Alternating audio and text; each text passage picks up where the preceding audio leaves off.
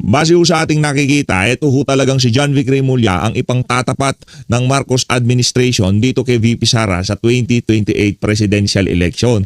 Alam ko naman ho mga kababayan na hindi nyo susuportahan yung mamanayan sa 2028 dahil ngayon pa lang talagang ika nga kumbinsido na ang sambayan ng Pilipino na dapat makabalik ang mga Duterte sa Malacanang. Nakita nyo naman ho kung gaano kalaking perwisyo ang idinulot ng pagluklok nitong si Marcos Jr. bilang presidente sa ating bansa. Sa tingin nyo ho ba mga kababayan, ito ang pag-usapan natin sa comment section. Sa tingin niyo ho ba makakapalag itong si John Vic Remulla dito kay VP Sara sa 2028 presidential election? I-comment niyo na ho yan sa baba. Pero tayo tatanungin dito dandil na ho yan. Ika nga noong kaibigan natin, ano na yan, nakaguhit na o nakatadhana na kay VP Sara ang pagiging presidente sa 2028. Wala nang kung sino man ang makakapigil dyan. Siguro kung mangyayari na gawan ng masama itong si VP Sara, kaya laging sinasabi nung kaibigan natin na yon, lagi niya daw sinasabihan si VP Sara na mag-ingat siya dahil yun lang ang makakapigil sa pag-upo niya sa 2028 bilang presidente. Isang like at isang subscribe, masaya na ho tayo dyan. At sa mga gusto sumali sa ating community, yung join button nandyan lang ho sa baba. Ayun na nga mga kababayan, tayo ho natuwa sa pagtanggap ng ating mga kababayan diyan sa mga litanya na yan itong si John Vic Remulla. Meron ho tayong nabasang comment na kung saan talagang hinihikayat pa ho niya yung mga kababayan nating nagko-comment diyan sa mga post na yan itong about dito kay John Vic.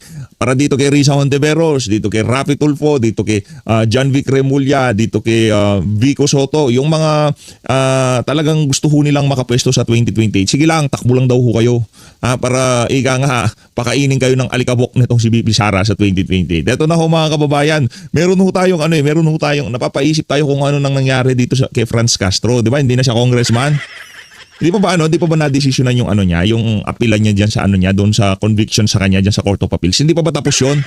Excited na ho kasi tayo na makulong yan si Franz Castro. Ito ho ang banat nitong si VP Sara dito kay Franz. Yung sa conviction ni Franz Castro na ACT party list, I don't think I can say any more than kung ano yung nakalagay sa decision ng judge noon. Nakalagay doon, she is guilty and convicted of child abuse. She is guilty and convicted of child abuse. She is guilty and convicted of child abuse. Yun naman pala bakit hindi pa ikulong yung Franz Castro na yan.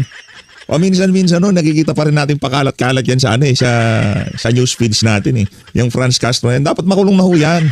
At para naman din sa Court of Appeals, desisyonan nyo na ho yung apilan ng alin na yan para ano lang ho yan, sa bagay, decision na niya ng Court of Appeals o hihintayin ho niya ang pag-upo ni VP Sara. Yung mga makakaliwa na yan, yung mga mga panggulo na yan sa bansa natin, yung sila Marcos, yung mga Remulla na yan, ano na lang ho talaga sila, kumbaga konting panahon na lang, ano na ho nila ito. Ito na yung kanilang pang-apat na huling Merry Christmas. Kung sakaling hindi pa ho sila matanggal sa susunod na 3 taon, mapa-impeachment man yan, nasobrahan man itong si Marcos Jr., kung ano man yung binabanatan niya na yan, abangan na lang ho natin. Kasi ano na yan kumbaga 3 taon, wala na hong yan. Sa ayot sa gusto nila magiging presidente si VP Sara at itong mga kawatan na to sigurado kalaboso itong mga kababayan. Ano ho yan? Sigurado lalo na itong si Marcos Jr. matindi ho yung ginawa niya kay dating Pangulo Rodrigo Duterte. Wala hong kapatawaran yun kahit sa mga taga-suporta niya, kahit na manghingi pa siya ng tawad ngayong mga panahon na to. Sa tingin ko ako personally hindi ko mapapatawad yung mama na yan. Yung ginawa ho niya bilang hindi lang kasi kung ikaw tunay na Pilipino, yung ginawa ho ni Marcos Jr. Paglapastangan ho sa lahing Pilipino. Hindi lamang ho sa galit ka kay Duterte kasi yung mga pulisiya niya hindi mo nagustuhan kasi meron ka mag-anak na nagurgur, meron nagbabangag ka, gumagamit ka ng droga. Yun lang naman kung magnanakaw ka, dalawang uri lang ho ng tao ang galit kay dating Pangulong Rodrigo Duterte, mga durugista at yung mga magnanakaw. Ngayon, yung mga galit sa kanya ngayong mga panahon na to, panigurado na nabibilang lamang doon sa dalawang kategorya na yun. Kung hindi ka bangag, magnanakaw ka. Ang mahirap po dito mga kababayan, yung mga nasa Malacanang, baka yung dalawang yun, talagang ini-enjoy nila ngayong mga panahon na to. Pagnanakaw at pagbabangag. Di ba? Kaya galit na galit ho sila. Level ng galit nila kay dating Pangulong Rodrigo Duterte. Wala silang pakialam kahit na yung Duterte ang naging dahilan kung bakit naipalibing itong si Marcos Sr. sa libingan ng mga bayani. Di ba? Ibang klase ho talaga. Wala na ho. Ano na yan itong si Marcos Jr. Tapos na ho talaga ang kahit tingnan niyo ho yung mga video niyan, yung mga Christmas greetings nila, yung pagpapatwitam sila mag-asawa, wala ho, hindi ho kinakagat na sambayan ng Pilipino. Hindi madadaan sa ganda ng camera, sa ganda ng mga bokeh effects mo, sa ganda ng boses ng mic mo. Hindi madadaan yan diyan. Ang ganda ho ng setup nitong si Marcos Jr. Pagka ina-address niya sambayan ng Pilipino, yung mga vlog niya doon sa kanyang FB page, saka laho niya siguro. Ngayon, dati kasi pagka nagsalita siya doon sa FB page niya na yon, talagang kahit pa paano napakabalanse ng pagtanggap ng ating mga kababayan. Kumbaga yung mga komento, yung mga reaksyon sa social media, especially doon sa kanyang main page na yon na Bongbong Marcos, kahit pa paano merong naglalabanan yung mga naka-like doon, naka-follow doon na nabuksan na ang kaisipan na mambubudol itong si Marcos Jr. At yung mapahanggang sa ngayong mga panahon na to, hindi natin malaman, majority doon sa mga naka-follow doon, hindi na lang ho sila ika nga masyadong techy para mag-unfollow kasi dami pang gagawin yan. Ikiklik mo to, tapos ikiklik mo yan. Napakaraming proseso para makapag-unfollow. Malamang sa malamang yung mga follower niya na talagang nabuksan na ang kaisipan sa mga pambubudol na ginagawa niya sa bayan ng Pilipino. Ang sumasagot na lang doon sa mga disgusto ng ating mga kababayan na yon, yung mga troll. Yung mga troll farms na kanilang binabayaran para mag-like, mag-share, mag-komento, mag-heart react sa mga kabalbalan nila dyan sa kanilang mga FB page. Dito tayo mga kababayan kay Congressman Edgar Erice. Kaugnay pa rin ito sa matinding nangyari dito kay Yusek Cabral. Game, umpisa na natin to. The former DPWH Undersecretary Maria Catalina Cabral. She was found dead on December 19 after allegedly falling from a cliff. From one lawmaker, failure to investigate the matter thoroughly sends a dangerous message. Let's get on point with Caloocan City 2nd District Representative Edgar Erice. Congressman Erice, good to see you again. Welcome to the show. Merry Christmas to you, sir. Thank you, ma'am. Good evening. All right. Good evening. Unang-una po, isa kayo among other legislators who filed this resolution to look into the death of former Undersecretary Catalina Cabral. Exactly what do you want to find out? Well, gusto namin malaman yung mga pangyayari surrounding the circumstances surrounding the death of Yusek Cabral. Alam naman natin na very sensitive yung position niya as Yusek for planning at marami siyang alam tungkol sa mga insertions na napunta sa mga flood control, anomalous at mga ghost projects. So gusto natin malaman. Excited tayo dyan sa hearing na yan. Sa tingin ko magiging aktibong participant itong si Congressman Leviste dyan sa gaganaping pagdinig na yan. Sana dyan sa pagdinig na yan, kung pwede ilabas na sa sambayan ng Pilipino yung listahan na hawak nitong si Congressman Leviste. Tuloy lang ho yan, dapat talaga maimbestigahan. Kung ano yung kaugnayan ng pagkamatay niya dito sa kinakaharap niya. Gusto rin nating malaman kung at sino-sino yung kanyang mga kausap nung buhay pa siya tungkol dito sa mga proyekto na ito. Of course, yung mga immediate staff niya sa Department of Public Works and Highways, yung Director for Planning, yung kanyang Secretary at yung kanyang si Congressman Leandro Leviste presented a list of encoders na nag-encode ng mga insertions at mga diversions nung nakaraang from 2023 to 2025 budget. So, yun ay gusto naming malaman na protektahan din, mahanip din yung kanilang mga buhay. Pangatlo, gusto naming malaman dahil bakit nagkulang ang gobyerno para makuha kagad, ma-extract sa kanya yung mga information, yung files tungkol dito sa anomalous projects na to, anomalous insertions na ito. At gusto nating malaman na kung tama ba yung proseso ng DPWH in project insertions, in determining what is feasible projects or what are the anomalous projects. So maraming kailangan nating pag-aralan dito. It's really not just a hearing, a resolution to look into her death, but it's also from what I understand, all the Congressman, circumstances that lead to his death. to her death. Kasi parang lumalabas na she's a central figure dito po. As mentioned a while ago, she is the one who really knows about supposed insertions, as even mentioned by Congressman Leandro Leviste, kasi binigyan daw po siya ng kopya ng mga insertions and proponents. So, let's also go back a little bit, Congressman Erice. I do recall Senate President Tito Soto a couple of months ago also saying that Yusek Cabral even had coordinated with her, possibly have called her and asked if he wanted to insert some projects, to which the Senate President said no. Yes, as far as I know, lahat ng mga proyekto, na mga request ng mga politiko, ng mga nasa executive department, lahat yan ay dumadaan kay Yusek Cabral. At may record siya, may file siya niyan kung ano yung mga proyekto na ito. Gusto nating malaman yung mga proponents, gusto nating malaman kung sino rin yung mga contractors na nakikipag-ugnayan sa kanya.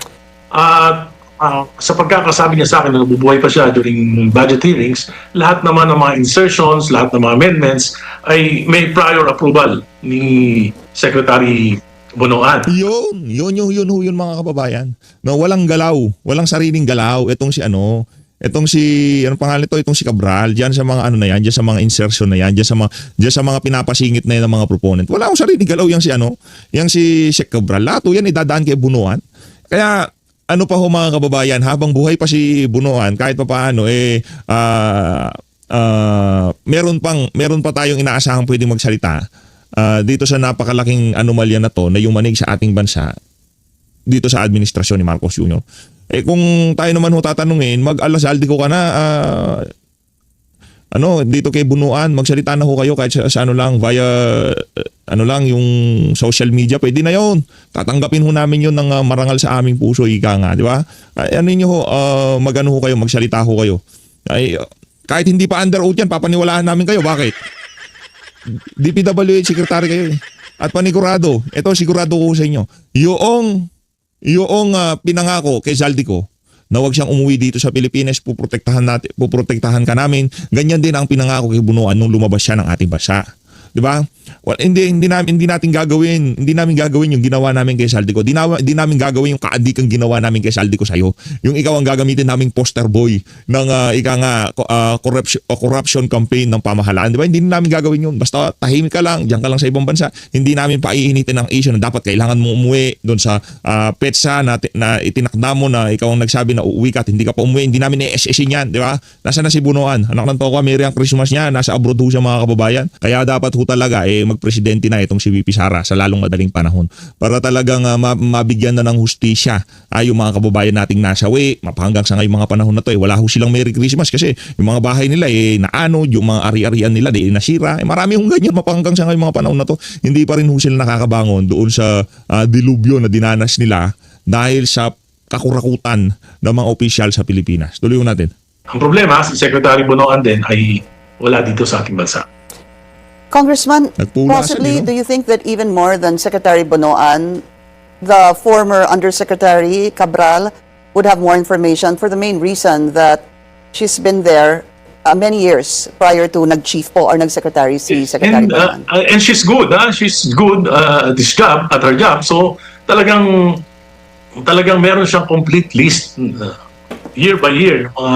Mga insertions, mga diversions, alam niya kung sino yung mga proponents, lahat nakikipag-usap sa kanya. For example, yung personal experience ko, when I look into the NEP, yung expenditure program for my district for 2026, nakita ko puro kalokohan. So kinausap ko si Secretary Bonoan, sabi ko, kung gagawin ito, baka ako pa mapahamak dahil ako na yung congressman, tapos lalabas ginagawa itong 2026 projects ng DPWH, puro kalokohan. Like, for example, flood control sa mga school campuses. Sabi ko, kailangan baguhin ito, kailangan gumawa ng mga tunay na proyekto. So, ginawa namin, nakapag-coordinate kami sa district engineer, tapos dumaan talaga sa proseso. Dumaan kay Yusek Cabral. Siya lahat ang nakakaalam. So, Congressman, what you're saying is in the 2026 budget, the one coming up, nakita niyo po yung programa sa inyong distrito, 2nd District, if I'm not mistaken, nasabi niyo nga, kalokohan. Puro kalokohan. Kaya siya po ang inyong kinausap, si Undersecretary Cabral. Si Secretary Bonoan, I talked to Secretary Bonoan then to Yusek Cabral. And then, napalitan po yun, yung sinasabi niyong kalokohang mga proyekto. Yes. Okay. Napalitan. Ang sabi po ni Congressman Leandro Leviste, marami raw na mga pangalan, kumpleto daw yung file at maraming pangalan ng mga congressmen and mga senators. And while we're at it, sir, do you think that in this file, posibleng pati po kayo ay makikita po ang inyong pangalan doon? Hindi po kasi po 2025 insertion siya. Okay, all right. At alam niyo po, yung insertions per se, hindi naman masama yan kung mabuti yung pupuntahan ng proyekto. Kasi po, ang budget process nagsisimula ng January. After January, marami pong pangyayari na hindi natin alam. Gaya po sa aking distrito, nakita ko po may pagkakataon na matapos yung C3 dahil pumayag si Secretary Vince Dizon na itaas yung release ng tren dahil mababa kaya bumabaha. So major highway yan. So yan yung isa sa kinakailangan ng insertion. Otherwise, yung mga truckers, billions yung mawawala taon-taon sa baha. So may pagkakataon, why not? Di ba? Yan yung mga examples na good amendments. Actually, hindi pa naman yun insertion sapagkat hindi pa naman nung ginawa natin yun, hindi pa Kalma ka lang, kung Edgar Rizzo, huwag ka dyan magpaliwanag ng mga insertion. Merong tamang fora dyan, di ba? Merong tamang, merong tamang lugar para paliwanag mo lahat ng... balita ho natin, ilinabas na ho yung listahan nitong si Yusek Cabral. Nitong si Congressman Libiste. Punta ko kayo sa kanyang FB page at tingnan nyo yung mga congressman, yung mga distrito nyo, kung yung mga proyekto na yun na-implementa ba ng tama. Makakalahati dito sa mga proyekto na to puro ghost na naman. Hindi pa na-aprobahan sa House ang budget. Pero parang nagkakapalit na ho kasi yung salitang amendments and insertions. There will be some who will say that insertions are not really bad, pero lumalabas na ho kasi yung insertions has a bad connotation dahil parang sinasabi pag insertion, bad project, ghost project, substandard, etc. Okay. Go ahead, sir. Yung amendments po, ginagawa yan, may period of amendments sa House. Kung ginawa yan, over the period of amendments, wala akong nakikitang mali that will be subjected to a debate. Pero nakikita ko po, pagka dumaan yan sa small committee at may nabago, dumaan yan sa BICAM, nabago, ayan po, dyan po nagkakaroon ng problema. Doon po yung tinatawag nyo ng insertion. Doon yun na po gagamitin ang salitang insertion. Insertion, yeah. Congressman, Hindi first, maliwanag kasi. let's talk about the death. The PNP, the Chief PNP and DILG Secretary John Vic Remulla are already saying that it points to suicide. What do you think of that? Or dahil po you together with other lawmakers filed this resolution, do you have any questions about that? Maraming illogical na sagot yung driver. So, iniwanan niya 2 hours, na nagpunta sila ng umaga, bumalik pa sila ng hapon. Kung magpapakamatay ka, bakit doon ba?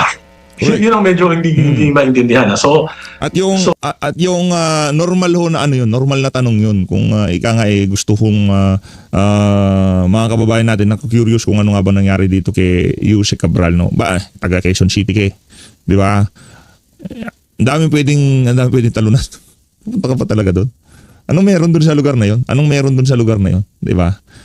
Ano bang tinuturo niya doon? Meron ba siyang gustong ipahatid sa sambayan ng Pilipino na ano'y natin to, pag-usapan natin to, di ba? Ito na yung mga dokumento nasa opisina, nasa hotel ko na, iniwan ko na diyan lahat. Kayo nang bahala. Ganun ba? Ang pinag-iwanan yung mga NBI at saka mga nasa administration, sila may hawak nun kasi may kutsilyo, may gamot. Ano kalokohan yun, di ba? Wala kang pakialam doon, labas yung mga dokumentong nasa kwarto niya. Ngayon magkakaroon tayo ng investigation in aid of legislation. Yung mga may involved sa mga susunod na korupsyon, hindi na sila basta-basta makakatalon. Ganun ba yun, Congressman? So, tumuloy siya sa hotel. Ang balita ko, lagi namang nasa Baguio si Yusek Cabral at may tinitirahan siyang mansion. So maraming dapat pa silang imbestigahan at hindi dapat kaagad na may mansion sa Baguio itong si Yusek Cabral, ibang klase. Pambihirap mansion. Safe sa baha, mataas yung Baguio na yan, di ba? Naisip siguro na to si Cabral, nakanantoka siya nangyayaring nakawan sa DPWH. Malamang sa malamang. Sa mga susunod na panahon, buong Pilipinas nakalubog na. Baguio na lang hindi nakalubog, kaya lilipat na ako doon. Ganun ba? May mansion daw siya doon. Ba't hindi nailabas yung mga anggulo na yan? Na kesyo mula sa Manila, nagpabagyo silang dalawang mag-driver, di ba? Silang dalawang ng driver niya, tumuloy sila sa ano. Meron pala siyang tinutuluyan dyan Good na suicide yan. Pero ako, hindi naman 1980s na ngayon, Pinky. Marami ng technology na pwede nating malaman. Yung nangyari, yung insidente, sabi nila, between 3 to 5 p.m., in a sunny and bright day sa Baguio, identified yung exact coordinates ng location. Tingnan mo lang yan sa Google Earth. Sa maraming, meron pang iba pang paraan na makikita yung actual incident. Yung actual image, makikita yan kung gagamitin lang yung Google Earth. So, siguro, bago mag-conclude, si Secretary John Vic Remulla, baka pwede muna silang kumonsulta sa Google Earth o iba pang technological firm na pwedeng humanap ng exact incident na yun. Meron naman timeline, Okay. meron exact coordinates. Sabi ko nga, baka maunahan namin sila, nakakaya naman sila. But what exactly did you mean when you were saying that the Undersecretary Cabral, often visits Baguio and she has a mansion? But this time Well, around, but this time around, sir, No, I'm not saying that she has a mansion. I'm saying is, ang information ko, from a very reliable source, madalas siyang pumunta sa Baguio nung mag-resign siya. At doon siya, siguro, nagre-relax. At ang tinitira niya, hindi naman hotel, kundi isang mansion. Hindi ko lang alam kung sino yung may-ari ng mansion. Okay, Isa pang nakakapagtaka. hold on, sir. So I stand corrected there. So pumupunta siya doon and she stays in this mansion. That's what you're saying, Yeah. no? So to you, it's in a very particular mansion. Opo, Yeah. in one particular mansion. So to you, it's very questionable why on that particular day she had checked in that particular hotel. Yun pong ayon. Yes. Pangalawa, may nakakapagtaka rin, bakit principal siya sa problema na yan, ayon kay Yusek Bernardo, bakit hindi na-freeze yung account niya? At ang aking balita rin sa mga aking mga reliable informants, nakakapag-withdraw siya na nakakapag-withdraw ng cash sa bangko. Anything else, sir? Any other questions or suspicions you have? So, yun nga, meron ding lumapit sa akin na she was there to collect some debts from a contractor. Nako. So you're actually saying, from what I'm understanding, is that it seems that she was forced, she was killed? Is that what you're saying? No, hindi natin masasabi yun. Kaya nga sinasabi ko, Posible yung angulo eh. Tama nga naman, dapat talaga maimbestigahan. Paano na lang kung nag-aano siya, naniningil siya. At siyempre, sa Baguio maraming CCTV dyan. At hindi sila pwedeng mag-meet dyan sa loob ng hotel. O paano pag pinag-usapan nila, hintayin mo na lang ako dyan sa, dyan sa Marcos Highway, dyan sa may Cannon Road. Diba? Ano na lang ako, dyan lang tayo magkita dyan kung lang ibigay siya yung yung kulang pa doon sa mga napag-usapan nating SOP. Diba? Paano na lang mga kababayan, nung nandun na yung tao, na dapat sana pera ang ibibigay sa kanya imbis na pera ay tinulak siya. Hindi natin alam mga kababayan. Wala akong nakakaalam kaya kailangan talaga magkaroon ng marugdog na investigasyon dito sa nangyari na to kay Yusek Cabral. Merry Christmas na ho pala. Merry Christmas sa lahat ng mga kababayan natin dito sa PH Update. Maraming pong salamat sa pagsuporta nyo sa mga nakalipas na panahon. Maraming salamat ho. Saludo sa lahat. Palakpakan ho natin ang ating mga kasama dito. Maraming salamat ho. Saludo. kailangan imbestigahan. Okay. At may maraming tanong, kailangan ng Kongreso ay sagot. At yung tungkol dun sa kung suicide o hindi, malalaman natin yan through Google Earth. Alright. May exact coordinates at kami gumagawa na ng paraan para makuha lahat ng information at ipapasa namin at maghahanap kami ng provider para makita yung actual image ng timeline na yun. It seems though, sir, that you have some sources because you even said a while ago that she was there to collect some debt, hindi ho ba? So ano ho ba? Are people going to you, talking to you and giving you more information about this? Yes, sabi nila malakas na loob ko magsalita kaya sa akin nagpupunta. Do you think you will have the Ayaw na magpunta kay Ping Lacson. Ayaw na magpunta ng mga informant kay Ping Lacson. Makakahon lang ho eh.